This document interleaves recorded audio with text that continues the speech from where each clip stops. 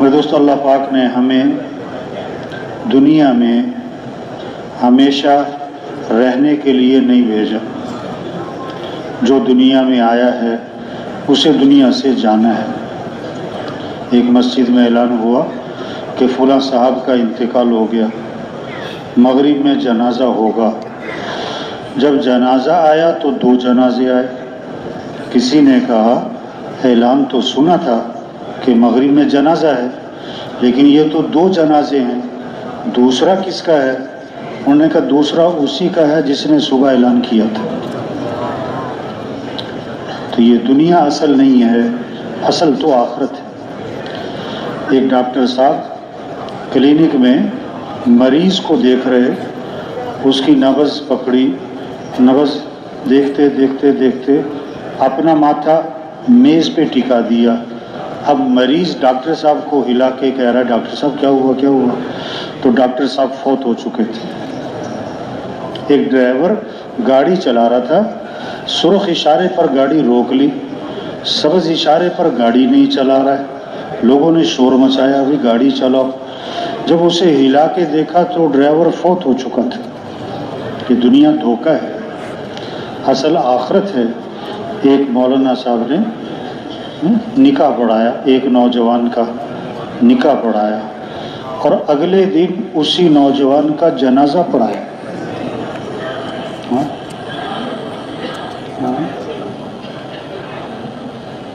تو یہ نہیں کہ بوڑھے ہو کے مرنا ہے، جوان بھی مرتے ہیں۔ یہ نہیں کہ بیمار ہو کے مرنا ہے، تندرست بھی مرتے ہیں۔ یہ نہیں کہ کاموں سے فارغ ہو کر مرنا ہے، انتہائی مصروف لوگ مر جاتے ہیں۔ اصل آخرت ہے، ہمیشہ کی زندگی، کبھی ختم نہ ہونے والی، کبھی ختم نہ ہونے والی۔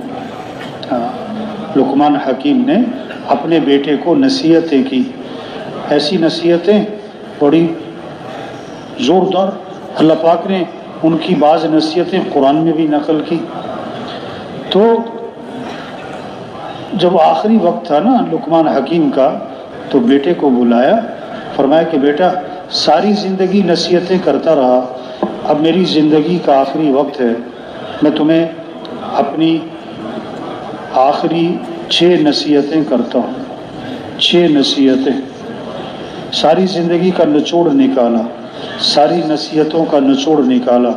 پہلی بات، پہلی نصیحت کہ بیٹا دنیا میں اپنے آپ کو اتنا ہی مشغول کرنا، دنیا میں اتنا اپنے آپ کو لگانا جتنا تمہارا دنیا میں قیام باقی ہے، جتنا تمہارا دنیا میں قیام باقی ہے اتنا اپنے آپ کو دنیا میں مشغول کرنا۔ دوسری بات فرمائی کہ بیٹا آخرت کی اتنی تیاری کر لینا جتنا آخرت میں قیام کا ارادہ ہے، جتنا آخرت میں قیام کا ارادہ ہے۔ اب دنیا میں کتنا رہنا ہے پتہ نہیں۔ اگر 100 آدمی بیٹھے ہوئے ہیں، آپ ایک سوال کرو تمہاری کتنی عمر ہو گئی، تو 100 جواب آئیں گے، 10 سال، 20 سال، 25 سال، 35 سال، 45 سال، 55 سال، 75 سال، 85 سال۔ دوسرا سوال کرو آپ کی کتنی عمر باقی ہے، تو ایک ہی جواب آئے گا کہ جی 1 منٹ کا پتہ نہیں۔ تو دنیا کا تو کوئی پتہ نہیں، اس لیے زیادہ لمبے چوڑے چکر میں نہ پڑنا۔ اور آخرت میں کتنا رہنا ہے کہ جی وہاں تو ہمیشہ رہنا ہے۔ تو جب ہمیشہ رہنا ہے تو اس کے اعتبار سے آخرت کی تیاری کر لینا بھائی۔ تیسری بات فرمائی کہ بیٹا جب تک تمہیں جہنم سے خلاصی کا یقین نہ ہو جائے، جہنم سے خلاصی کی کوشش میں لگے رہنا، زور لگانا کہ میں جہنم سے مرنے کے بعد یا جنت ہے یا جہنم ہے، تیسری چیز تو ہے کوئی نہیں۔ فریق فی الجنت و فریق فی السعیر، ایک گروہ جنت میں ایک گروہ جہنم میں۔ کامیاب کون ہے؟ فمن زحزح عن النار وادخل الجنت فقد فاز، جو جہنم سے بچا لیا گیا اور جنت میں داخل کر دیا گیا وہ کامیاب ہو گیا۔ جہنم سے بچ جانا یہ ہے کامیابی۔ تو بیٹا جب تک تمہیں جہنم سے خلاصی کا یقین نہ ہو جائے نا، اس وقت تک جہنم سے خلاصی کی کوشش میں لگے رہنا، زور لگانا میں جہنم سے بچ جاؤں، میں جہنم سے بچ جاؤں۔ ہاں، کوئی ایسا عمل نہ کرنا جو جہنم کی طرف لے کے جا۔ ہاں، چوتھی نصیحت فرمائی کہ بیٹا جتنا تم اللہ کے محتاج ہو، جتنا تم اللہ کے محتاج ہو، ہم محتاج ہیں نا، ہم تو بہت زیادہ محتاج ہیں، کھانے کے محتاج، پانی کے محتاج، ہوا کے محتاج، کپڑوں کے محتاج، ہم تو نمک کے محتاج، ہم تو کیا ہے تسمے کے محتاج، ہم تو سوئی کے محتاج، ہم تو دھاگے کے محتاج۔ انسان تو احتیاج کے مجموعے کا نام انسان، محتاج ہی محتاج۔ تو سب سے زیادہ ہم محتاج کس کے ہیں؟ اللہ کے۔ بولنے میں کس کے محتاج؟ اللہ کے۔ سننے میں کس کے محتاج؟ اللہ کے۔ کھانے میں، پینے میں، چبانے میں، نگلنے میں، اٹھنے میں، بیٹھنے میں، سانس لینے میں، دل کے دھڑکنے میں، ہر آن، ہر گھڑی، ہر حال، ہر وقت ہم کس کے محتاج؟ اللہ کے۔ ایک منٹ میں ایک مرتبہ نہیں بلکہ ایک لمحے میں ہم کروڑ مرتبہ اللہ کے محتاج ہیں۔ تو بیٹا جتنا تم اللہ کے محتاج ہو نا، اتنی اللہ کی عبادت کر لینا، اتنا اللہ کو راضی کر لینا جتنا تم اللہ کے محتاج ہو۔ ہم تو ہیں ہی محتاج، ہم تو ہیں ہی محتاج، تو اتنا اللہ کو راضی کرنا جتنا تم اللہ کے محتاج ہو، جتنا تم اللہ کے محتاج ہو۔ پانچویں نصیحت فرمائی، بیٹا جب کوئی گناہ کرنا چاہو تو آدمی کی عادت ہے، جب آدمی نے غلط کام کرنا ہو نا تو آدمی دائیں بائیں دیکھتا ہے، کوئی دیکھ تو نہیں رہا، چھپ کے کرتا ہے نا۔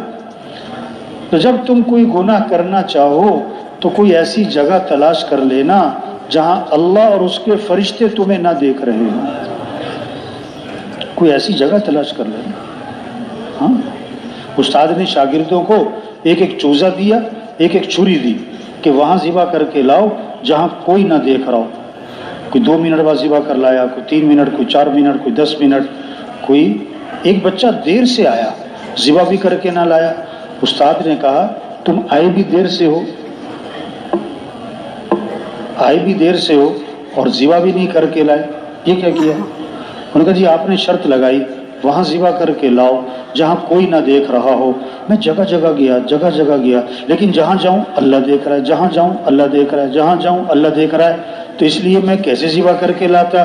استاد نے کہا یہ سارے بچے فیل ہو گئے، تم پاس ہو۔ ہاں، جب گناہ کرنا چاہو تو کوئی ایسی جگہ تلاش کر لینا جہاں اللہ اور اس کے فرشتے تمہیں نہ دیکھ رہے۔ چھٹی نصیحت فرمائی کہ بیٹا اگر گناہ کرنا ہی ہے نا تو کر لینا، لیکن کتنے گناہ کرنا جتنا تم جہنم کی آگ برداشت کرنے کا حوصلہ رکھتے ہو۔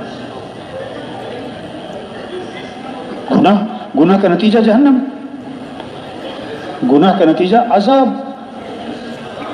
آپ صلی اللہ علیہ وسلم فجر کی نماز پڑھاتے تھے اور صحابہ کی طرف رخ کر کے فرماتے کہ کسی نے کوئی خواب دیکھا ہے تو سناؤ۔ ایک دن آپ نے فرمایا کہ میں نے خواب دیکھا، اور آپ کا خواب وہی، نبی کا خواب وہی، کہ خواب میں آپ کو جہنم دکھلائی گئی اور جہنم کے عذاب دکھائے گئے اور ان کی وجوہات بتائی گئی۔ تو ایک آدمی دیکھا جہنم میں، اس کو سیدھا لیٹایا ہوا تھا اور سرانے ایک آدمی تھا، اس کے ہاتھ میں پتھر تھا، وہ پتھر اٹھا کے اس کے سر پہ مارتا تھا، سر کچلا جاتا تھا، پتھر لڑک جاتا تھا، وہ پتھر لے کر آتا تو سر صحیح سلامت ہو چکا ہوتا، پھر وہ پتھر مارتا اور کچلا جاتا، یہی عمل دہرایا جا رہا۔ پوچھا بھی یہ کون ہے؟ جواب ملا یہ وہ آدمی ہے جس نے قرآن یاد کیا تھا پھر بھلا دیا تھا، اور فرض نماز کو چھوڑ کر پڑھا سوتا رہتا تھا، فرض نماز کو چھوڑ کر پڑھا سوتا رہتا، اس کی سزا مل رہی۔ آگے گئے تو ایک آدمی کو اوندھا لیٹایا ہوا ہے، اوندھا الٹا، سرانے ایک آدمی ہے، اس کے ہاتھ میں لوہے کی سلاخ ہے اور وہ لوہے کی سلاخ اس کی آنکھ میں ڈالتا ہے، توبہ توبہ توبہ توبہ، اور کھینچ کر اس کو پیچھے گدی تک لے آتا ہے، پھر اس کے ناک کے نتنے میں ڈالتا ہے اور کھینچ کر اوپر تک لاتا ہے اور پھر اس کے منہ میں ڈالتا ہے اور کھینچ کر اوپر تک لاتا ہے، پھر دوسری جانب یہی عمل دہراتا ہے تو پہلی جانب ٹھیک ہو جاتی ہے۔ یہ کون ہے؟ تو جواب ملا، یہ وہ آدمی ہے جو صبح گھر سے نکلتا، جگہ جگہ بیٹھتا اور ہر جگہ بیٹھ کر جھوٹی باتیں پھیلاتا تھا، جھوٹ بہت بولتا تھا، جھوٹ بہت بولتا تھا، یہ اس کی سزا مل رہی، یہ اس کی سزا مل رہی۔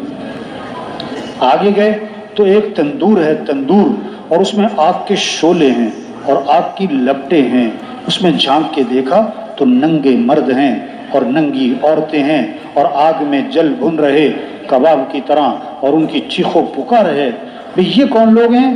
کہ یہ زنا کرنے والے مرد اور زنا کرنے والی عورتیں ہیں، یہ اس کی سزا مل رہی ہے۔